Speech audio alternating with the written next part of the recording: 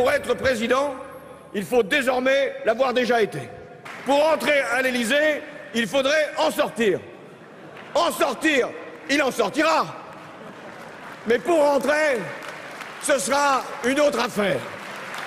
Monsieur Hollande, merci de m'avoir invité à votre intronisation, ça me touche beaucoup. Hein. Vous y êtes pour beaucoup, hein? Roi des socialistes, vous en avez toujours rêvé. Comment je dois vous appeler, votre Altesse? François II? Votre Excellence? François II, ça reste plus simple. Président. Président? Ah ben on va dire président, mais faut pas mettre la charrue avant les bœufs. Hein. On m'a demandé d'aider à la campagne en rentrant dans la direction du parti. J'ai une discussion avec Martine sur ce sujet et je rentrerai en effet à la direction du parti pour aider le Parti socialiste à épauler le candidat à l'élection présidentielle. J'ai une différence avec François Hollande, c'est qu'il a, avec ses amis, fait voter 2,5 millions de personnes sur un programme qui ne sera pas appliqué. Un programme qui est insoutenable. Vous le qualifiez d'insoutenable, pourquoi? J'ai dit insoutenable et j'essaie même de détacher les syllabes.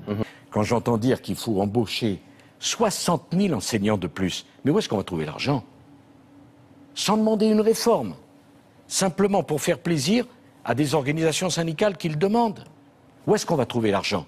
C'est l'argent des Français. Je l'ai trouvé comme un président en campagne des élections présidentielles et qui recommence à faire marcher la machine à promesses. Je ne comprends pas cet acharnement d'un certain nombre de commentateurs et de responsables politiques à vouloir en permanence abaisser notre pays en négligeant les initiatives qu'il prend. Monsieur Hérault, la solution à la crise économique, à la crise financière que nous rencontrons, elle ne peut en aucun cas être dans un surcroît de dépenses publiques et cela impose au Parti socialiste de réviser complètement son programme.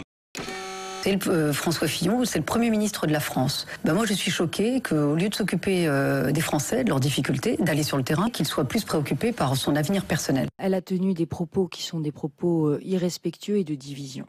Aujourd'hui, nous avons besoin d'unité. Alors, ce que je dis à Rachida Dati, c'est que la venue de François Fillon à Paris, c'est une chance pour Paris. D'abord, je vais vous dire, moi, mon rôle, il n'est pas de commencer par sanctionner, il est de temps en temps de mettre un casque bleu, si je peux me permettre cette expression, pour mettre autour de la table les gens qui appartiennent à la même famille politique et pour se parler. Je trouve que tout ça est assez violent. Et je pense que c'est un symptôme, au fond, d'une sorte de décomposition de l'UMP. Je ne peux pas être la machine à dire oui à tout le monde. Alors, si vous voulez quelqu'un pour dire oui, ça viendra, croyez-moi, ils sont nombreux.